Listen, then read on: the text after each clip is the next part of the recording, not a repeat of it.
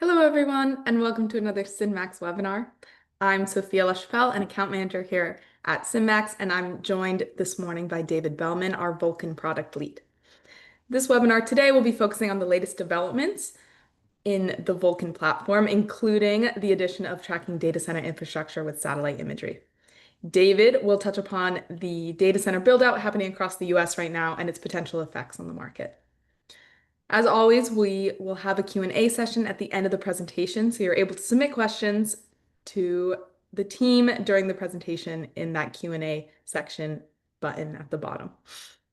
That's all I really have. So with that, I'll hand it off to David to get us started. Yes, good morning. Thank you for attending. Today, I kind of changed my title last minute as I finished this presentation. What's interesting is that there is a collision that is occurring between data center and natural gas, and there's actually some issues that come out of it. And you'll see that as we progress through this presentation.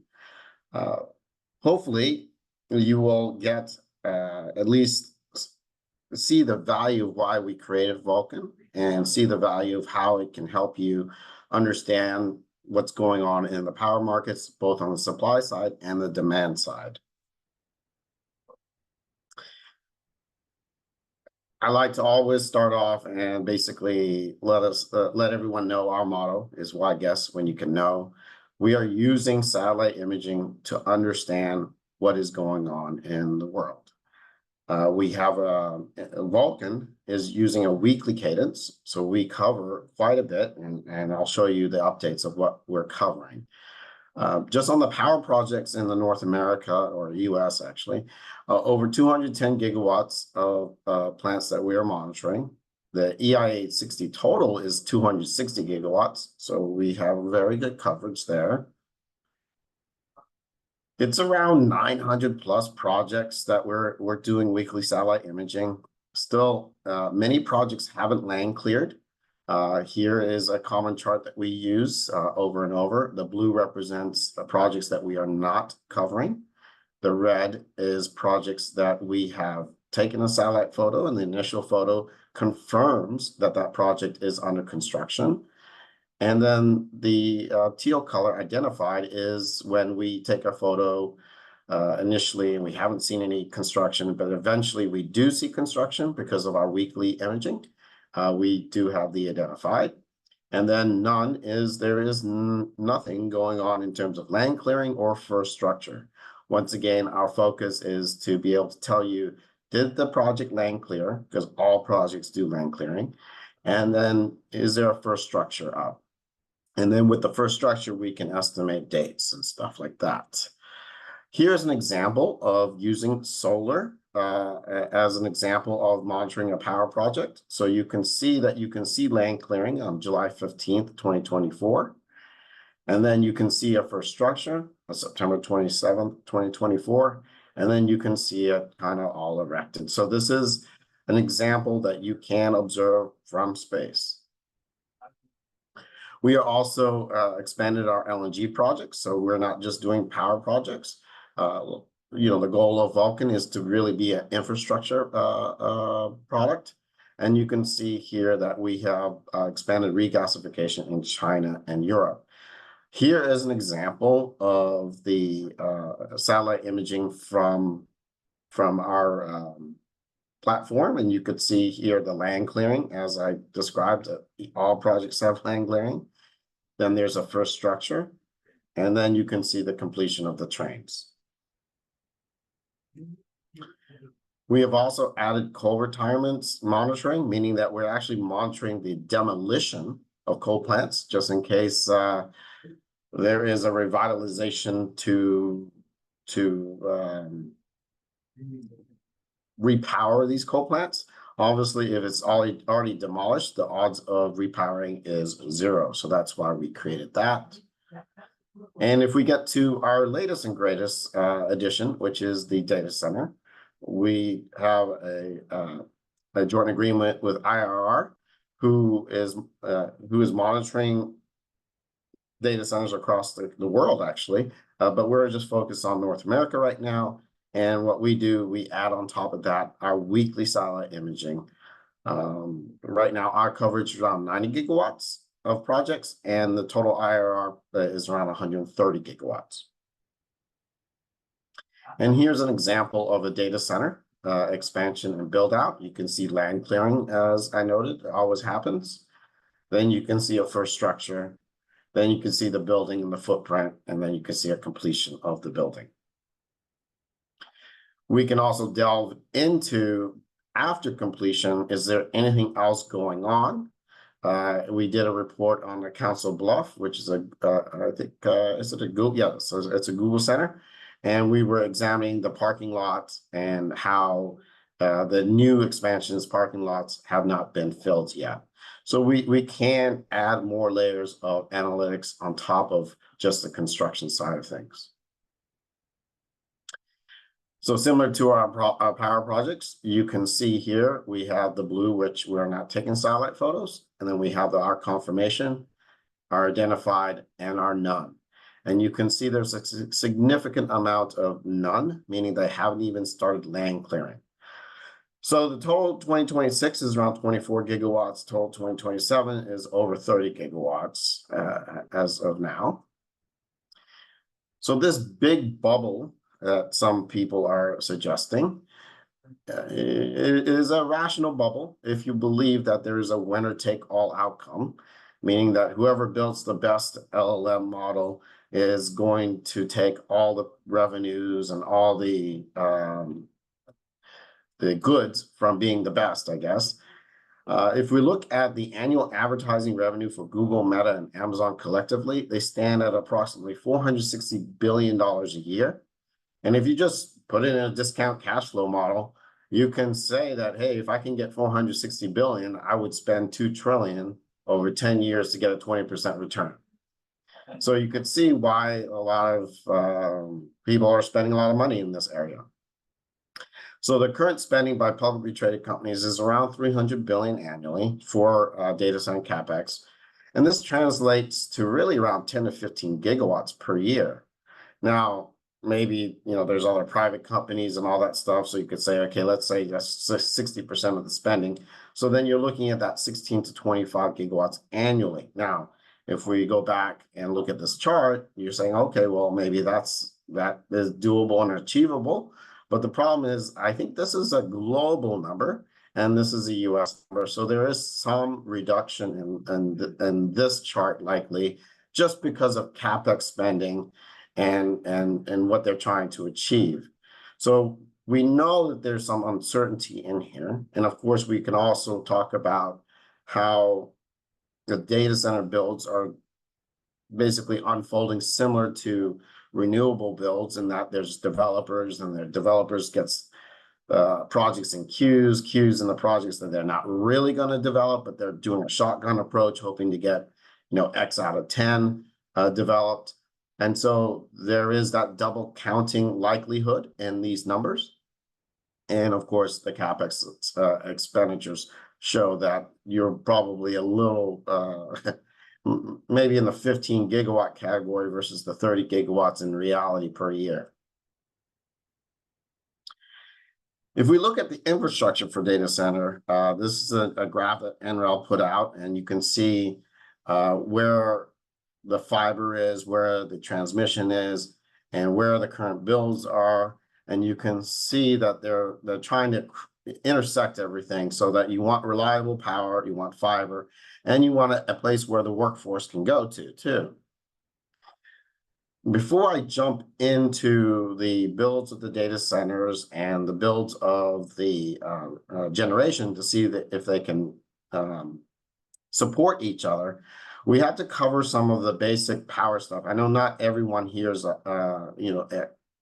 as in depth into power reliability and build out and resource planning. So I'm going to go high level just to get everyone on a high level view and a platform here. So one of the interesting reports that come out every year is the NERC long-term reliability assessment. And this gives you a high level indication of the generation demand build out and whether it's keeping up.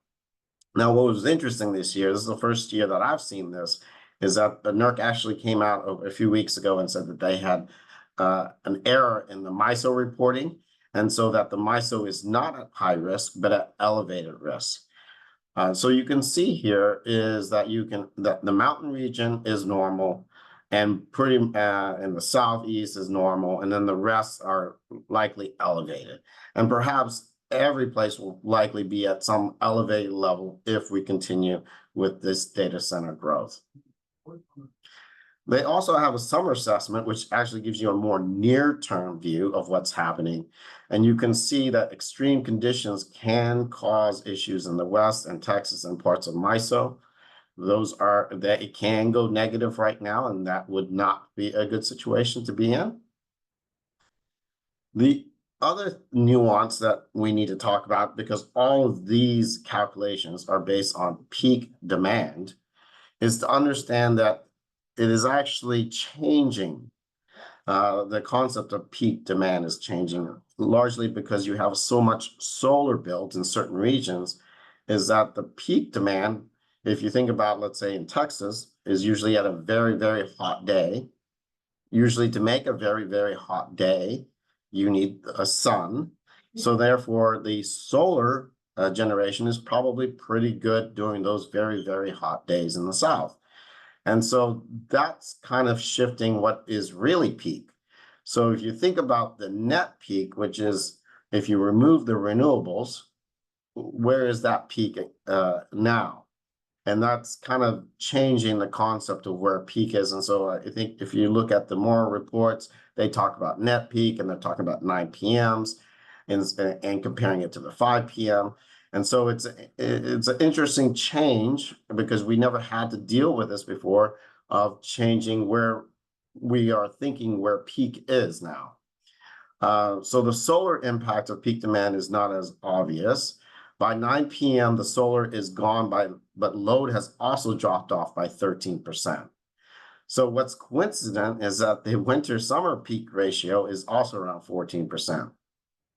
And so that's why we're going to have to like remove the discussion of solar when we're looking at the data center builds. And I'll show you a graph in a bit to kind of highlight that. But, you know, clearly if solar exceeds 13% of total generation in the peak, other generation is needed by 9 p.m.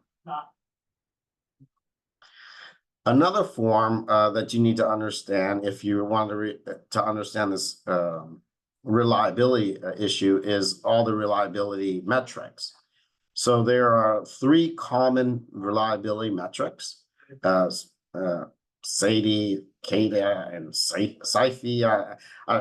These are the abbreviations, but you can see the descriptions there. The first one is System Average Interruption Duration Index. It's really the minutes that are interrupted. And then the next one is the Customer Average Interruption Duration, which is the minutes that it took to restore. And then there is the System Average Frequency. So how many times does it happen per year? So I graphed the first 2 over time to show you, even though we've spent a lot of money in distribution, we are not getting a return in regards to reliability. So all the smart grid implementation, all the T&D costs that have gone up relative to the generation have not fed back to the consumer in increased reliability as of yet, hopefully. If we look at the frequency, you can see, and this is important here, I graphed 2023, and you can see where areas are not as reliable, I guess. And what's interesting is obviously the mountain region, the inner areas of the US have less outage issues, whereas the coastline, which makes sense, plus the South have a little bit more of an issue. And you can see that. And so Texas is sticking out relative to the crowd. Tennessee is actually not done very well there either. And Maine is obviously standing out. So where are all these data center projects being built? And you can see the largest in a percentage wise, this is the 2025 to 2030, is in Texas and Virginia. And if we recall, they're not necessarily the most reliable region on this map. So that's something to consider and think about as we try to balance off with the supply side. So where are the supply being built? And so the clear leader in supply is ERCOT. ERCOT is likely, if we look at this chart compared to this chart, likely to be able to meet the load growth because they are building a capacity that's already in the queue, it's already being processed, developers are already engaged, whereas the other states, particularly let's say Virginia, is largely going to be depending upon imports or transmission in order to fulfill the data center load growth. If we look at a ratio, which I created here, is the data center additions divided by power plant additions, you can see Virginia does stick out. Virginia and New Jersey are depending upon transmission in order to fulfill their data center additions. There are two levels, once again, of reliability that you have to think about. It's not only just big, large power plants delivering their power to the load centers, but the load centers in itself have a distribution. They're not directly usually connected to generation per se, and so there is a T&D element. So as you build in areas, you are not only absorbing their generation supply, but you are also absorbing the infrastructure in order to deliver power to the commercial, industrial, and residential areas. So the distribution system will also be stressed as you build out these data centers.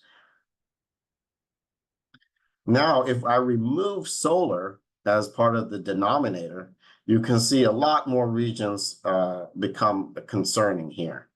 And all along the south, you can see here, and the issue is solar builds are 47% of the builds till 2030.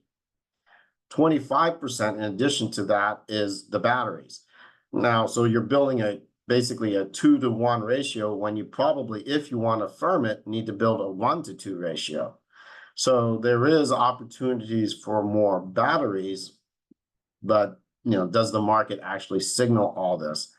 At the same time, one has to question whether the resource planning that everyone's done is really incorporating all this, and whether they need to go back, run the dispatch models, and refine the loss of load cases to account for these additional load growths. Because this is not even the underlying load growth, this is just the data center load growth, which, some estimates are, okay, maybe it's 50 to 80% of the future load growth, but there's still other load growths occurring. If we look at the data centers without signs of construction, so this is our non-category. So once again, that's why it's important to use a product like Vulcan, because we can actually go through there and see if they have started construction. So the average build is around 2 years right now. Obviously, we've seen some that are really fast from the Elon Memphis XAI, but on average, we're seeing more around a 2-year build. We have over 36 gigawatts not in construction yet, but with an online date sooner than 2027. So if you look at it, that's 6 gigawatts in Virginia that haven't even built, haven't even land cleared. So a lot of it is at risk in terms of at least timing, and there is some limitation in expansion there. So this is some of the concepts that you can take out from using the Vulcan platform tool to understand, okay, are we going to achieve these load growths in this time frame? This was a recent report that recently came out from Brattle, and I just pulled this one slide out because they kind of identified the same issue that we identified here with removing solar. So when we removed the solar, we realized, that the generation, particularly data centers, are going to run, and they're going to run at 9 p.m. and the sun's not there. So something needs to be fulfilling this load. And, the drop is 13% from peak. So that's helping it somewhat. But if you're growing load at the levels that these numbers are noting, you need some firmer capacity. So both Brattle and McKinsey are noting around this 150, 160 gigawatt of peak load growth. You are seeing that there is a constraint in building gas plants. There is a probably 3 to 4 year time period that you're just waiting to get the equipment to build.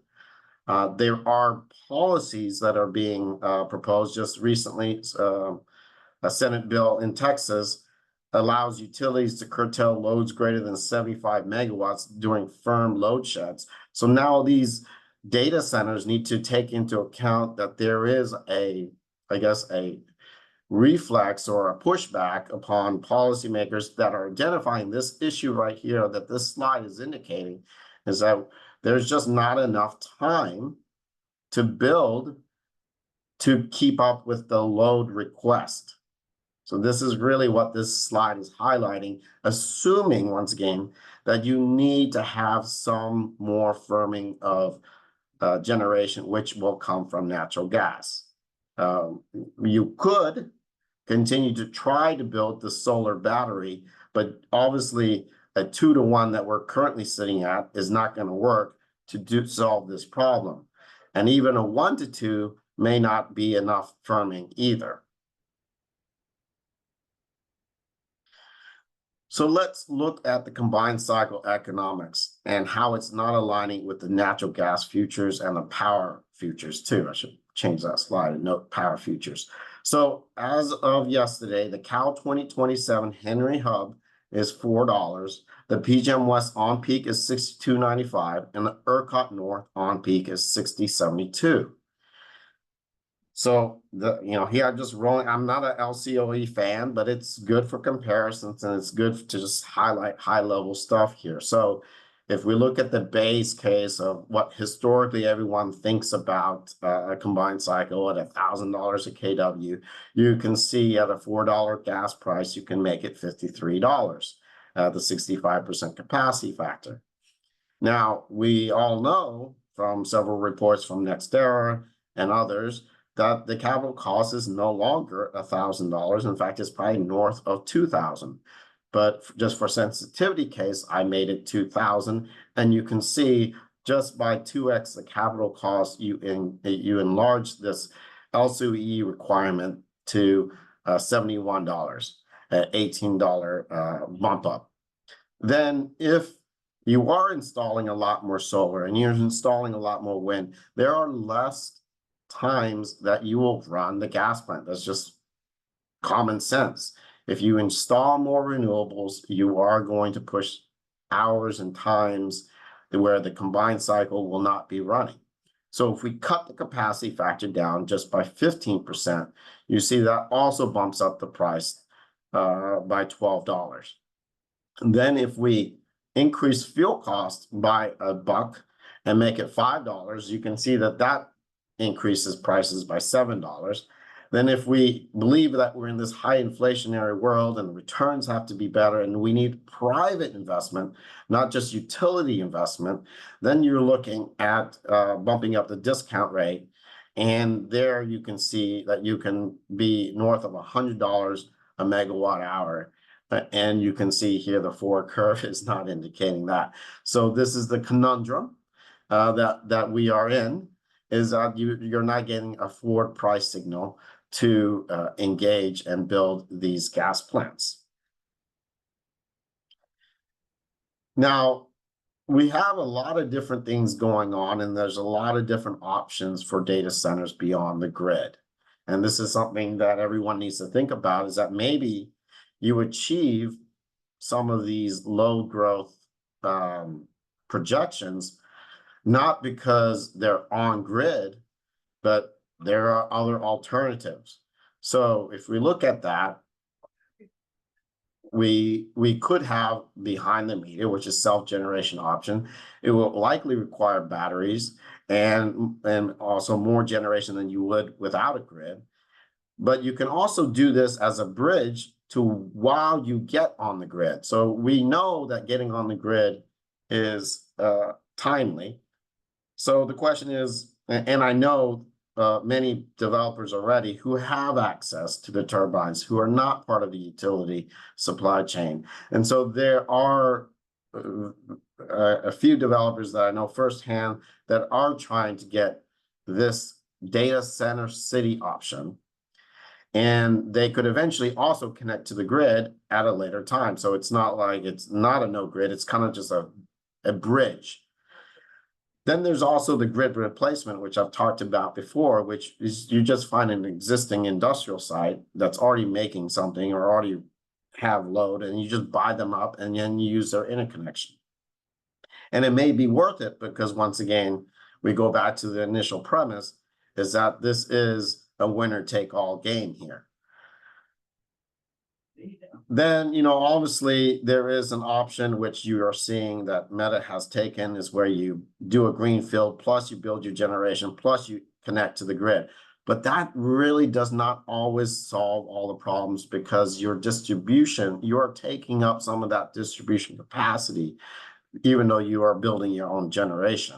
So that's an interesting thing. And then I put this image that I saw that was on a Twitter link, because we all think that it's would be extremely more base load. You're putting so much money into the capex of this project. Just the rule of thumb, it's between $20 million to $50 million a megawatt, which 80% of that is just the GPUs that they are building. So you're going to want to run the system 100%, but you do have tasks that change. And you can see there is this volatility that here the WoodMac had posted showing that their intraday volatility within the data center does exist. And therefore, you would likely need to have a battery if you were doing your own grid. You need some grid stabilization, basically. So that's basically wraps up my summary of what's happening in the data center world and the supply side and how they are not necessarily aligned right now.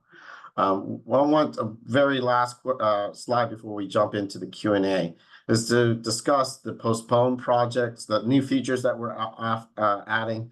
We are monitoring postponed projects, meaning that if a project has not shown any progress since the first structure for over 4 weeks, we do note that. Good news is we went through 800 plus of our projects. I think 127 are in first structure and above, and all of them are progressing. So that's good news on the supply side. We are also looking to add a 50% construction completion date. We'll look at historical images and try to understand when 50% of the construction is done. And then we're going to offer a construction completion date. And then we're, like I said, just like the parking lot example for Council Bluff, we're offering detailed review of data center beyond the construction. And so we are looking at different technology ways to identify whether a facility is energized, both data centers and solar plants. And that is my discussion.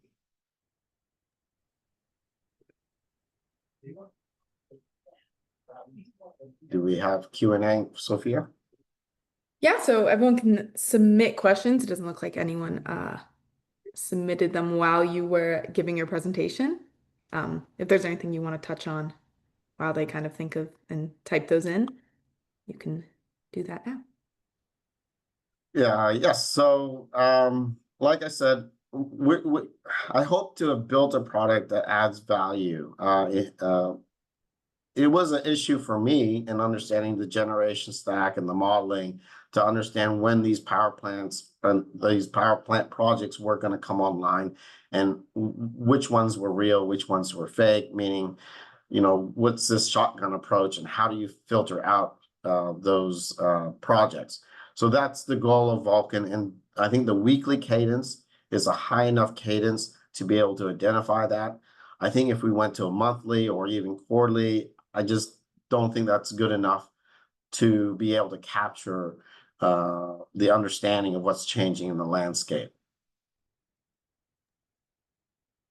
Got some questions now. Are there any data centers currently up and running that are generating their own power from gas turbines?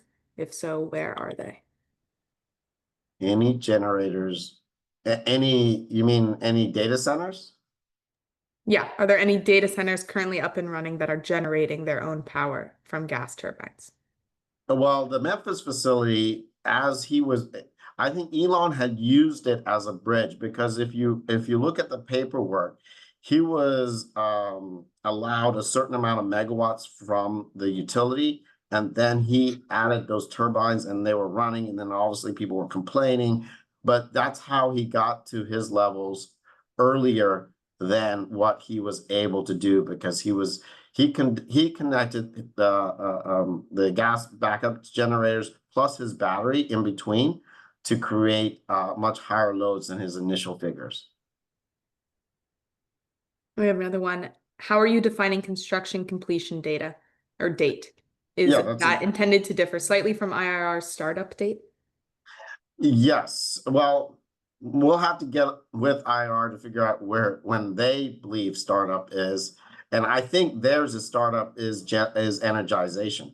Ours construction complete. So there's going to be a level where construction complete is really where the construction looks completed, not that they're finished the testing, not that they're fully energized. So that's our goal of that column. Another one here, IRR is the foundation of your satellite runs. How do they compile their data set of data centers? So IOR, as most people in the power sector know that they've been in this industry for quite some time. They know all the contractors. They know that they're like more boots on the ground type people, and they do a lot of phone calling and find out what's going on in the permit process. And that's how they're identifying their data centers. What we offer is basically a more visual, eye in the sky type of analysis, and we'll be able to basically capture and either verify or validate some of their phone calls. So that's kind of the difference there. Awesome. That looks like that's all we have for questions. So thank you everyone for taking your time this morning. And if you have any more questions, you can email us at support@SynMax and we can get those answered. Awesome. Take care, everyone. Thank you.